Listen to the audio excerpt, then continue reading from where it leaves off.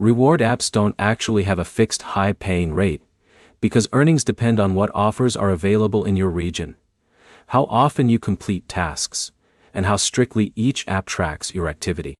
By the end of this, you'll know 7 reward apps people use for the highest payouts, how each one generates earnings, and what really decides whether you get steady rewards or inconsistent results. Start with how these apps actually pay. Every reward app works the same way at the core. You complete tasks like playing games, taking surveys, scanning receipts, or trying offers. The app gives you points or cashback, and those convert into PayPal cash or gift cards once you hit the minimum withdrawal threshold. The difference is where the money comes from. Some apps rely heavily on ads and surveys.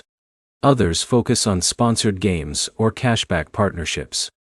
First category is cashback first apps. These apps pay you for shopping-related actions like scanning receipts or linking purchases. They tend to feel more stable because they aren't dependent on game availability, but your earnings depend on how often you shop. Second category is game-based reward apps. These platforms focus on sponsored mobile games. You earn by reaching milestones or playing for track time. Earnings can feel faster early on, but they depend heavily on how many new games are available. Third category is survey and task apps. These apps pay you for answering surveys, testing offers, or completing small online tasks. They usually have steady availability, but lower payout per task compared to gaming or cashback offers. Now, here's what actually determines highest paying. It's not the app name. It's offer availability in your region.